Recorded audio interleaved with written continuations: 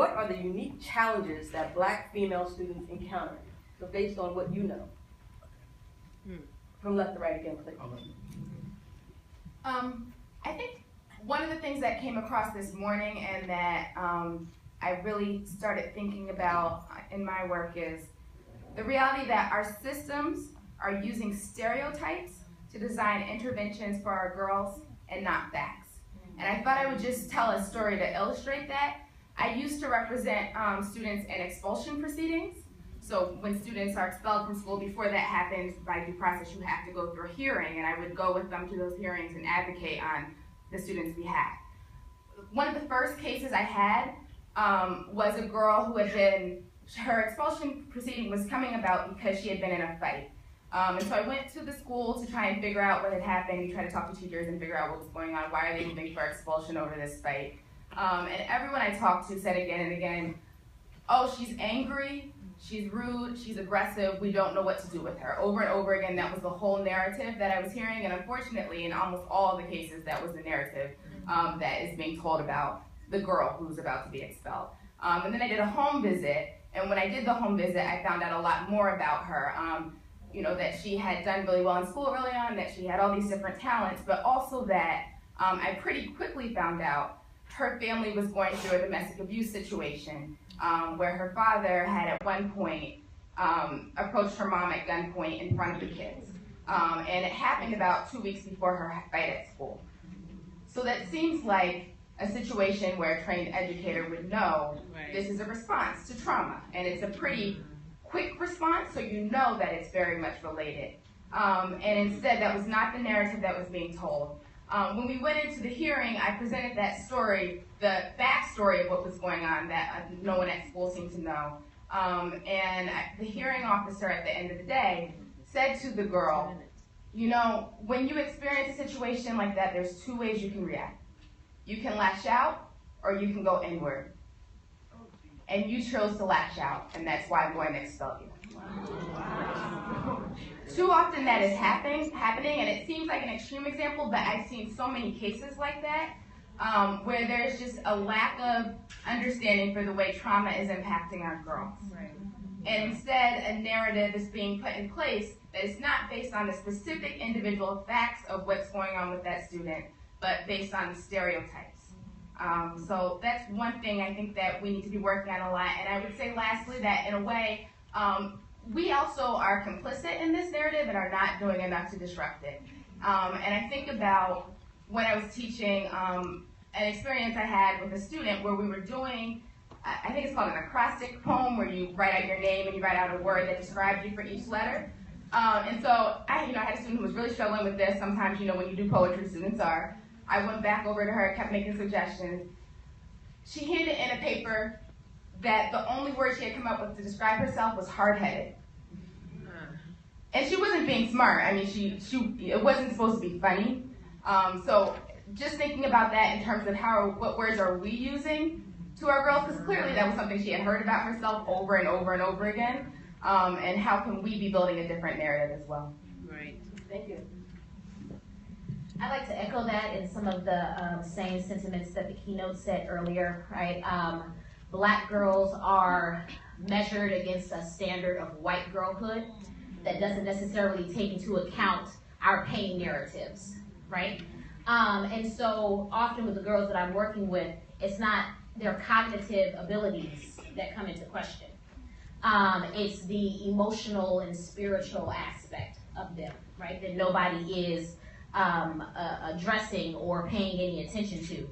And so some of the challenges are that we don't look at Black girls holistically. And when we look at them, their racialized gender puts them in a unique space, right? They are haunted by society's collective consciousness of what it is to be Black and what it is to be a woman in this society. So that double binary of being both Black and female, and that's if we don't add to it religion, if we don't add to it class or sexual identification, if we don't add those other things, just being both Black and female is already in some senses hard enough. So I think one of the experiences that, and the girls that I've worked with, and my experiences as a former black girl, is that cognitively we're doing fine. Emotionally, no one's addressing our needs or asking us to, internalize them. Okay? We become either invisible or hyper visible. We're either ignored, overlooked, or unacknowledged, or everything that we do, who we are, is critiqued and picked apart by somebody else's definition of what black girls should be. Right. And I also think, especially in this space, since we're talking about it, when it comes to us, oftentimes we're the only one supporting us. Sometimes we all we got. Right? I was telling a sister friend yesterday that if it was a conference for black men and boys in advancing education, the sisters would be there. Yes. We're going to be there with our notebooks, with our laptops, and taking it. What we need to do, brothers, let us know. We are here for you. So shout out to the brothers who are here today.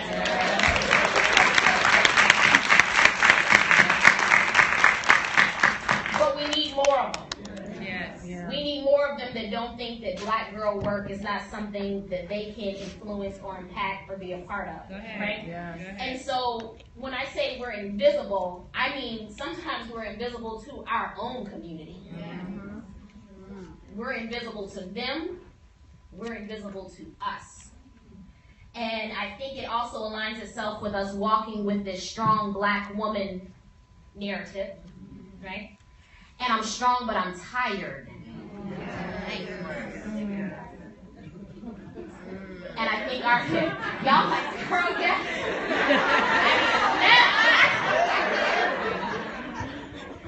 I'm strong, but I'm tired. The keynote said earlier, we're considered strong, but we're still vulnerable.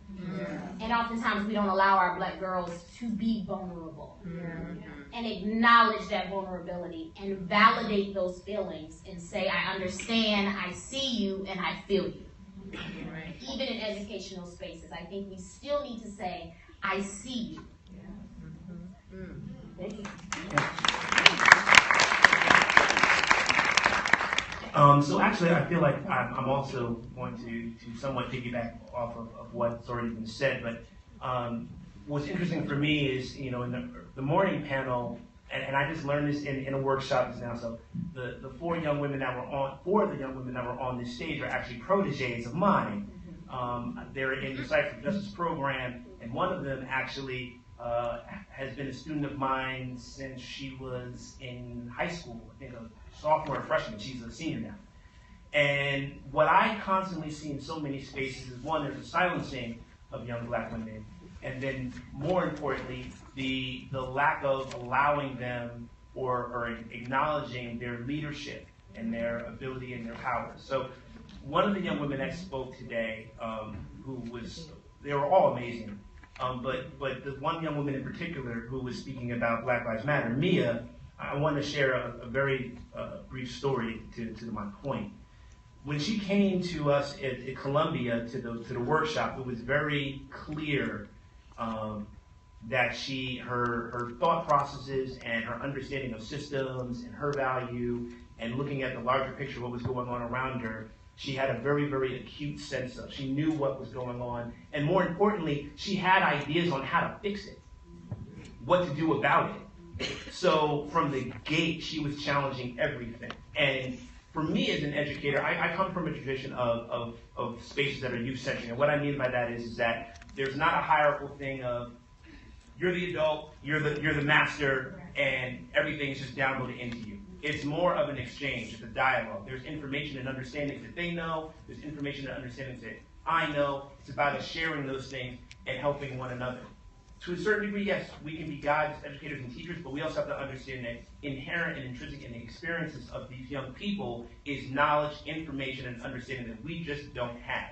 And we continually suppress that. So going back to Mia, she came to us about 2 months into the program, And you can tell she doesn't have any problem speaking her mind and telling anybody what she thinks. A lot of that pausing is like, okay, I'm about to drop something on them. Yeah. I don't want them to throw no tomatoes at me because it's probably going to go against what everybody knows. She has that, she knows that her analysis of things might be going a little bit beyond what a lot of people are doing. She intuitively knows that already.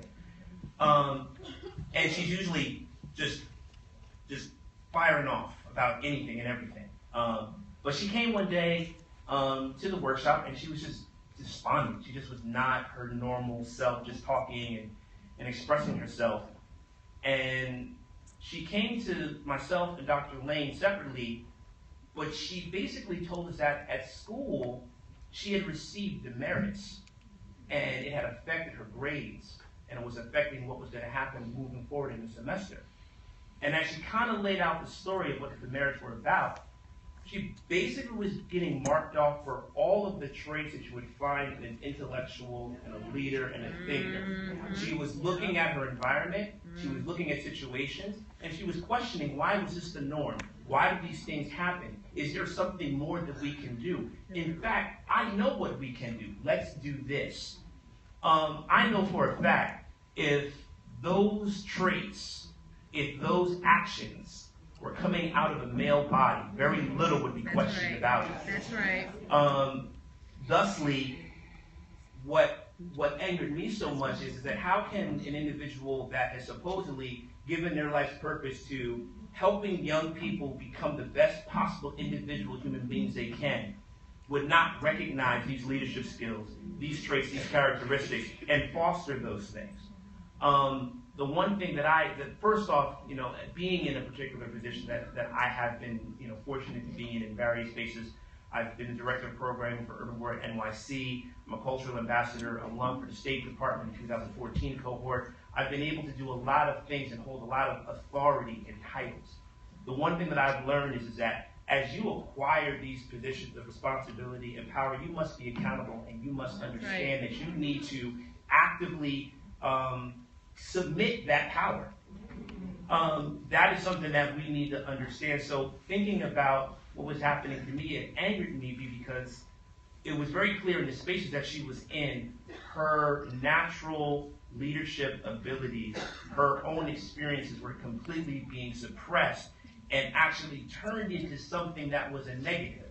So basically what she's being told is, because you understand what's going on, you actually have an analysis on it that's formulated from actual thought and study, and then even deeper than that, you're taking it out of the theoretical and you have a practice for it. Someone recognizes that you're powerful. So now you've got like 3 strikes against you. You're young, you're black, and you're a woman. So we're going to utilize all of those things and get you out the equation because you might take me out. There was a fear of their power being taken away. So one of the things that I really have stressed and strived to do in the places that I have worked and educated is try to build and create or manifest a space wherein that cannot happen. Where especially and specifically, because like I said again, when you see a black male or a male or an adult asserting their idea